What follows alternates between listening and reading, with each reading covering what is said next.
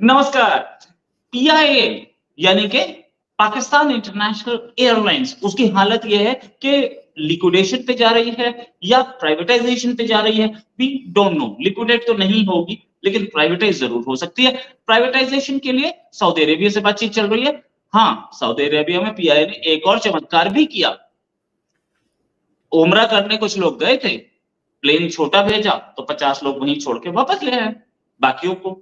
मतलब 50 लोग वहीं छोड़ के लाने का क्या मतलब। और पीआईए के पास इतनी बुरी हालत आ गई कि अपने ही लोगों को लाने की प्रॉब्लम है। इस पे भी बात करेंगे, लेकिन उससे पहले ये कि क्या प्राइवेटाइजेशन और लिक्विडेशन शुरू हुआ भी है पाकिस्तान में, जो आईएमएफ की पहली कंडीशन थी। इस समय as we are talking, IMF पर एक डेलीगेशन पाकिस्तानी गवर्नमेंट का पहुंचा हुआ है, जो कि बात कर रहा है कि हमें लोन कैसे मिलेगा। इसी बात करने के लिए आरजू काजमी जी, इनको इंट्रोडक्शन की कोई जरूरत नहीं। आरजू जी, बहुत बहुत स्वागत आपको हमारे शो में।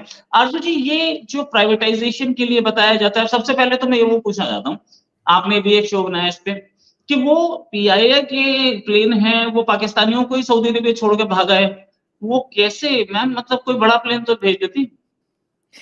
सबसे पहले बहुत शुक्रिया रोहित कि आपने बुलाया। और बिल्कुल पीआईए जो है वो पहले कहा गया कि पीआईए भूल कर आ गया। ये कहा गया कि जी भूल गए 50 पैसेंजर्स को। फिर पीआईए की तरफ से स्टेटमेंट आया, उन्होंने कहा हम भूल के नहीं आए थे, हम खुद छोड़कर आए थे। और उसकी रीजन यही बताई गई कि जैसे आपने कहा प्लेन छोटा था तो वहां पे छोड़ा है लोगों को, कौन सी बड़ी बात है। ये तो पीआईए के साथ बहुत कुछ होता रहता है। तो जी बिल्कुल। और साथ जो प्राइवेटाइज का आपने बात की, तो ये तो पीआईए के लिए बहुत टाइम से यही बात की जा रही है। डिफरेंट कंट्रीज जो है उनको हम लोग घेरने की कोशिश कर रहे हैं कि किसी तरीके से मान जाएं और वो पीआईए हमसे ले लें। सऊदी अरब के लिए भी लास्ट मेरे ख्याल है 1-2 दिन पहले भी ये न्यूज आई थी कि सऊदी अरब से भी जो है वो प्राइम मिनिस्टर शहबाज शरीफ ने कहा है कि कुछ एयरपोर्ट्स और पीआईए जो है वो हम प्राइवेटाइज करना चाह रहे हैं, तो आप हमारी मदद कीजिए, उसमें पार्टनरशिप कर लीजिए। अब देखते हैं कि सऊदी अरब मानता है या नहीं मानता। पीआईए की हालत अभी की नहीं, बहुत टाइम से खराब है। और अब तो यह हाल हो गया कि जो पाकिस्तानी हैं वो अगर डोमेस्टिक फ्लाइट हो तो चले, वो तो फिर भी गुजारा कर लेते हैं, मुश्किल है जाना पड़ता है। लेकिन इंटरनेशनल फ्लाइट में अब नहीं जाते लोग। मैं खुद नहीं जाती, हालांकि आपको पता है मेरे पास जहर खाने के पैसे नहीं होते, लेकिन फिर भी मैं किसी ना किसी तरीके से कोई जुगाड़ लगा कर और जब दुबई जाऊं या कहीं, तो मैं एमिरेट्स की फ्लाइट ले लेती हूँ कि भाई पीआईए से ना जाना पड़े। पीआईए का इतना बुरा हाल है कि अगर आपने टिकट ले भी लिया है तब भी वो कभी भी कह सकते हैं कि जी फ्लाइट नहीं चल रही है, फ्यूल नहीं है। ये भी न्यूज आती रही है पीआईए के लिए। बल्कि मैंने नहीं कहा, पीआईए के अपना स्टाफ जो है वो इस तरह के स्टेटमेंट आपको सोशल मीडिया पे देता दिखाई देगा। फिर पीआईए के साथ ये भी होता रहा है कि अगर वो कनाडा या इस तरह की किसी कंट्री में जाते हैं तो उनका स्टाफ वहां से पीआईए का गायब भी हो जाता है।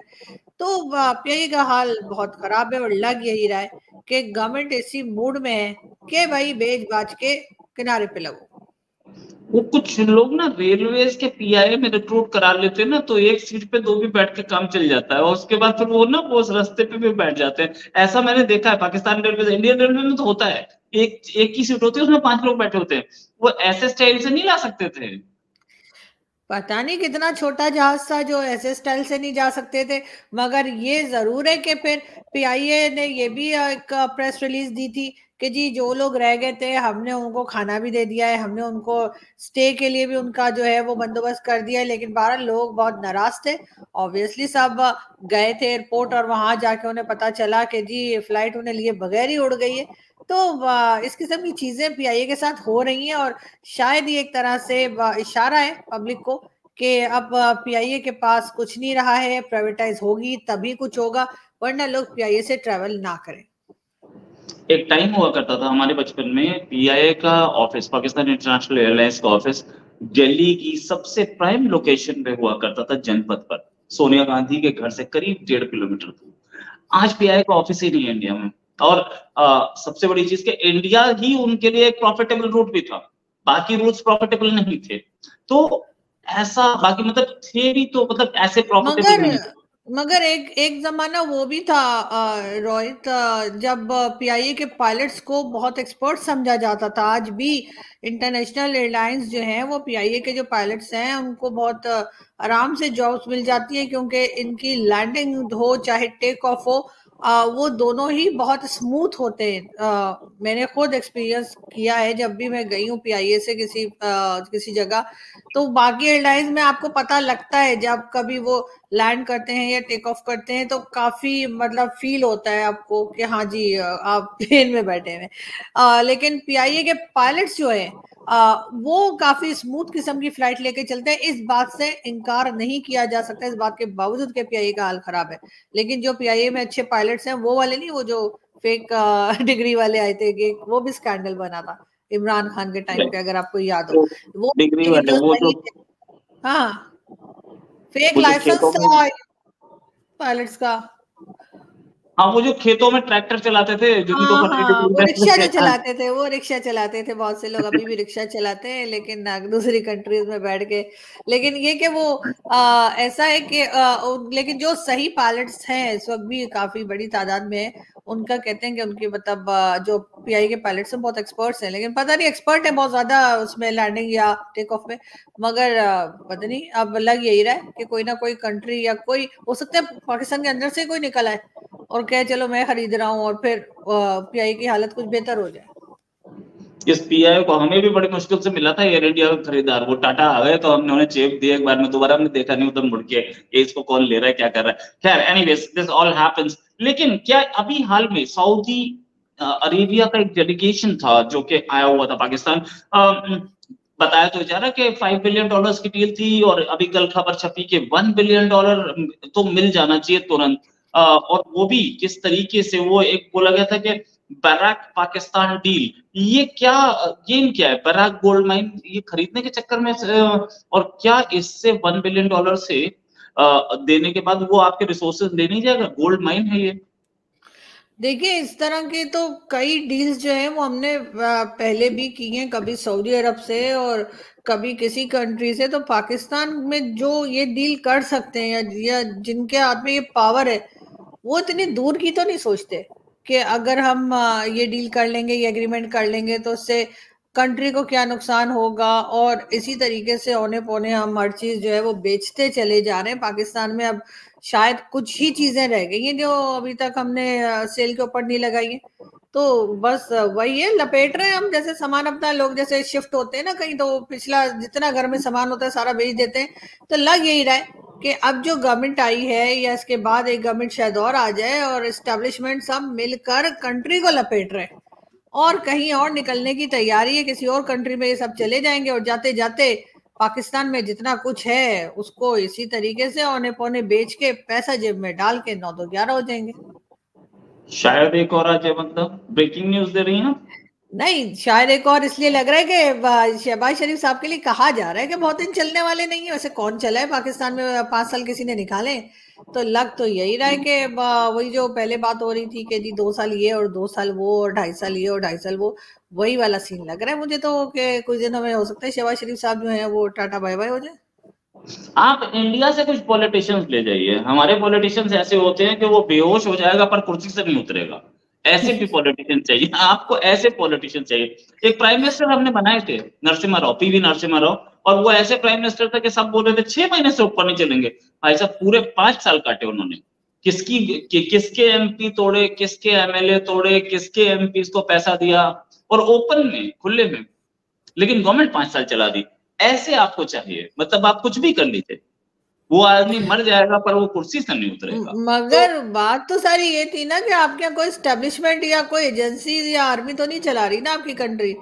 पॉलिटिशियंस ही आपस में डील कर ले अगर वो कि हाँ ठीक है 5 साल चले। तो हमारे यहाँ तो आपको पता है कान के नीचे धो देते हैं। तो वो याद होगा आपको, अभी रिसेंटली जो हमारे एक प्राइम मिनिस्टर हटे हैं उनके कान के नीचे 2 बजाए गए थे ना, तभी तो फिर वो आ गए थे वोट ऑफ नो कॉन्फिडेंस के लिए। तो हमारे यहाँ तो सर सीन ही और है। आप कभी आइए, कभी तशरीफ लाइए, हम आपको पाकिस्तान घुमाते हैं, पार्लियामेंट दिखाते हैं। अगर आपने केजरीवाल से बात करा दी होती ना इमरान खान की, तो आज भी इमरान खान प्राइम मिनिस्टर होते, वो जेल से ही चला रहे होते अंदर से।